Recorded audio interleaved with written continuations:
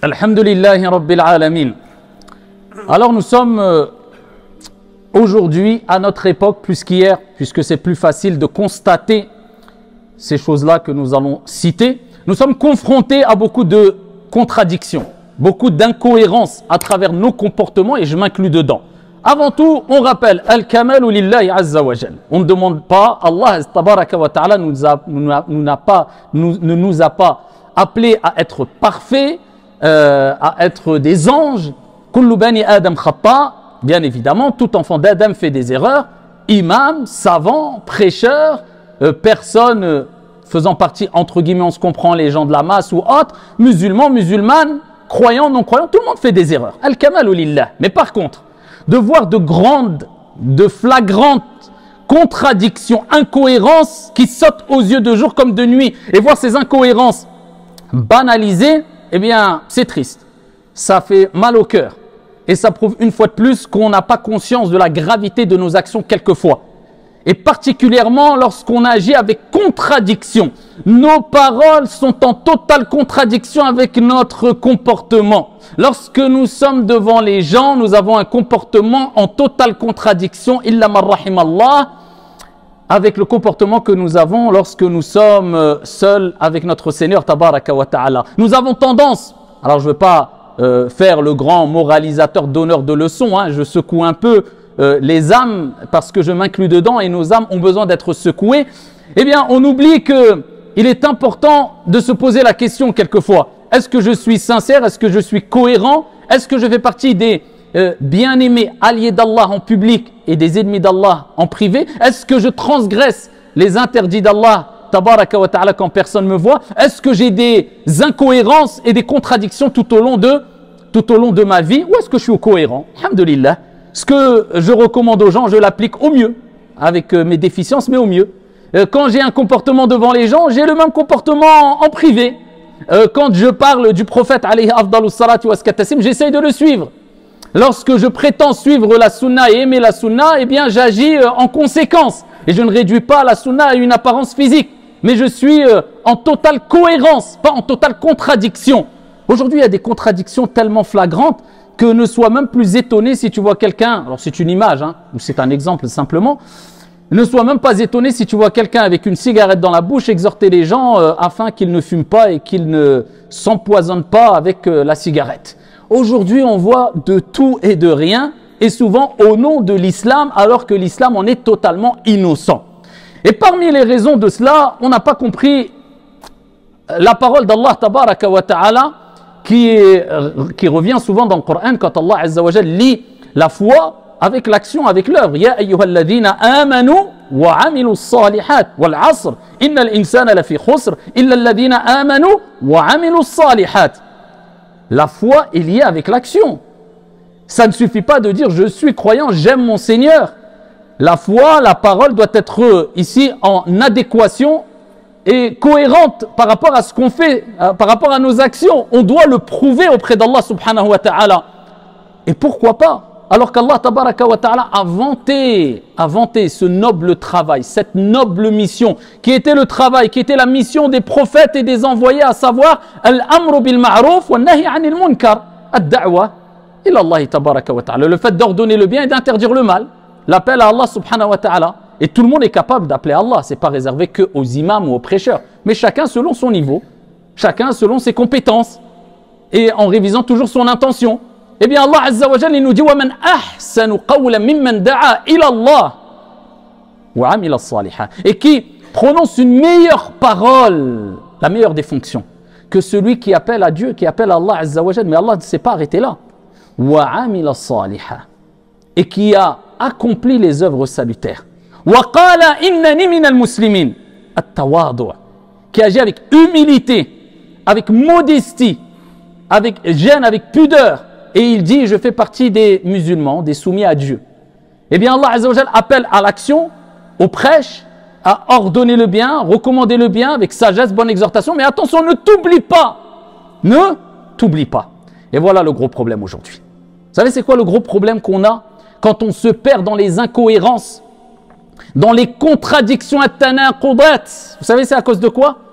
Comme Allah l'a mentionné dans le Coran, clairement, on s'oublie soi-même et on s'occupe plus des autres que de soi-même. Comme il disait Ibn Qayyim, celui qui connaît son âme. Encore faut-il faire un examen de conscience et connaître ton âme et ne pas être dans le déni. Et à ce moment-là, tu verras que tu t'occuperas plus de tes affaires que les affaires des gens. Celui qui connaît vraiment son âme, eh bien, se préoccupe tellement de sa réforme qu'il n'a plus le temps de se préoccuper des péchés ou des défauts des gens. Et les gens maintenant, illa ma rahimallah, beaucoup du moins, et je m'inclus dedans, hein, quelquefois j'en fais partie bien sûr, eh bien on s'occupe plus de vouloir réformer les gens, sauver le monde. On n'est même pas réformer soi-même, ses enfants, l'épouse, l'époux. Non, non, des gens veulent sauver le monde. Alors qu'ils n'arrivent même pas à se sauver eux-mêmes en se levant à Salat al-Fajr pour faire la prière et si possible à la mosquée. Ils n'arrivent même pas à sauver leur âme. Alors qu'Allah Azza wa Jalla a ordonné de commencer par toi-même. Pour anfusakum wa ahlikum nara. Avant de vouloir sauver le monde, il y a beaucoup d'étapes. Préservez vos personnes ainsi que vos familles du feu, comme Allah Azza wa Jalla dit dans le Coran. Ils n'arrivent même pas à s'éduquer pour faire des bonnes actions, des prières surérogatoires, les prières à l'heure, donner des aumônes, sourire à son frère, avoir un bon comportement, contrôler sa colère, etc. Et dire ah, j'arrive pas, je suis pas parfait. Eh bien alors dans ces cas-là, ne mets pas la charrue avant les bœufs et n'essaie pas de faire le grand réformateur alors que tu n'arrives même pas à réformer ton âme. On commence d'abord par soi-même. Allah Azza wa Jalla nous dit quoi dans le Coran? Ata'muruna an-nasa bil birr wa tansawna anfusakum wa antum tatluna al-kitab afala ta'qilun. Ordonnez-vous aux gens de faire le bien et vous oubliez vos propres personnes alors que vous lisez le livre. Wa antum tatluna al-kitab afala ta'qilun. Et Allah nous appelle à la raison. Est-ce que vous raisonnez ou pas? C'est une question de bon sens. Ceux qui raisonnent vraiment, ils s'occupent d'abord d'eux-mêmes. Mais non, il y a des gens, on s'occupe des gens et on s'oublie soi-même. Occupe-toi des gens et occupe-toi de toi-même au moins en même temps. Mais encore une fois, ne mets pas la charrue avant les bœufs. Ne brûle pas les étapes. Et voilà qu'apparaissent les contradictions. Encore une fois, tout le monde est concerné. Hein. C'est pas simplement parce que c'est facile maintenant aujourd'hui. Oh, les imams font ceci. Oh, les prêcheurs font cela. Oh, les savants font cela. Oh, les ceci et cela. Mais tu as oublié que le prophète alayhi salatu wassalam a dit kullukum. Tu es inclus dedans, hein, à moins que tu nous sortes une carte spéciale qu'on n'a jamais vue et dont on n'en a jamais entendu parler, qui tu pourras brandir au jour de la résurrection en disant hey, moi je n'étais pas imam, moi c'est où mon jugement, c'est quelle salle? Ah c'est là-bas, ah les imams c'est là-bas, ah moi c'est là-bas. Non, non, non, non, vous êtes tous responsables et vous serez tous interrogés sur vos responsabilités, tout le monde. Tout le monde, peu importe ta couleur, peu importe ta religion, peu importe, nous on a cette croyance que Dieu va nous demander des comptes à tous. Celui qui a fait le poids d'un atome de bien le verra. Celui qui a fait le poids d'un atome de mal le verra. Alors bien sûr, à partir du moment où on prend la responsabilité d'être prêcheur, d'être imam, d'être savant, alors là, la responsabilité est beaucoup plus grande. Ça c'est sûr. Ça c'est sûr et ça on ne le remet pas en cause, on ne nie pas cela. Mais de là à négliger la responsabilité que tout être humain a, là, c'est catastrophique. Et là, c'est un gros problème.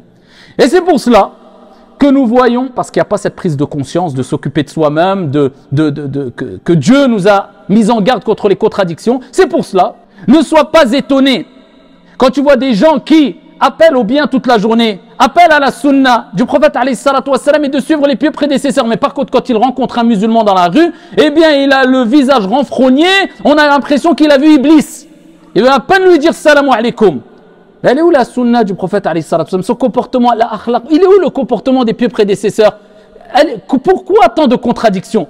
Ne sois pas étonné quand tu vois toutes ces contradictions sur les réseaux, jusqu'à ce qu'on voit des gens vulgaires sur les réseaux, et à coup de wallah, masha'Allah akhi, même si c'est un gamer ou un influenceur ou un pervers, eh bien il se permet de critiquer je ne sais qui et de parler, oui mais Allah a dit. Ne sois pas étonné si tu vois des gens qui font une story, je m'adresse particulièrement aux jeunes parce que c'est un fléau aujourd'hui. Il fait une story sur la dépoche, vraiment les perversités, hadith wa la haraj. La story d'après, masha'Allah, avec un anachid de fond, il a la umrah. Masha'Allah, akhi, regarde. Mais on est où? On est où là? On n'a même plus de gêne quant à exposer nos péchés. À l'époque où les pieux prédécesseurs et les compagnons avaient de la gêne à exposer leurs bonnes actions. Eh oui, eux, ils se cachaient quand ils voulaient exposer leurs bonnes actions. Ils mettaient du khul dans les yeux quand ils faisaient qiyamul layl pour que quand ils vont à la mosquée le matin, on ne remarque pas qu'ils ont fait la prière de la nuit ou qu'ils ont pleuré toute la nuit. Ils cachaient leurs bonnes actions. Il craignait de parler de sujets très sensibles. Là, le sujet faisait le tour des compagnons et le sujet ne rencontrait que Allahu a'lam is'alu ghayri. Je ne sais pas, Allah est plus savant, demandez à autre que moi pour ne pas prendre la responsabilité. Aujourd'hui, où tout le monde est expert en géopolitique. Expert. Alors, sur les réseaux sociaux, dès qu'il y a une affaire, eh oui, il faut faire ça, il faut faire ceci, il faut faire cela, ils ont fait mal, les hukam, les gouverneurs, les ceci, ils gèrent mal. Tu lui dis, viens, ta'ala, billah, assis-toi là. Explique-moi comment tu gères ta journée. Vas-y, explique-moi l'organisation de ta journée. Et tu vas voir que ça sera souvent une catastrophe. Mais non, on aime réagir avec les émotions. Et les contradictions, eh bien, sont flagrantes. Et combien il y a de contradictions dans la communauté. C'est pour cela que celui qui craint vraiment Allah subhanahu wa ta'ala, wallahi, il réfléchit 100 fois pour pas dire 1000 fois avant de parler, avant d'exhorter, avant d'interdire le bien, ordonner le mal. Je ne dis pas qu'il ne faut pas le faire, attention, c'est un ordre divin, avec sagesse, avec bonne exhortation, mais avec une certaine mesure et en s'occupant plus de soi que des autres. Et en se demandant, est-ce que vraiment j'assume ce que je dis? Le prophète alayhi salatu wa salam, il nous dit dans le hadith rapporté par Al-Bukhari wa Muslim fi Sahihayn, au jour de la résurrection, on jettera une personne en enfer. Au jour de la résurrection, écoutez les paroles dures du prophète alayhi salatu wa salam. Et ses intestins sortiront de son ventre.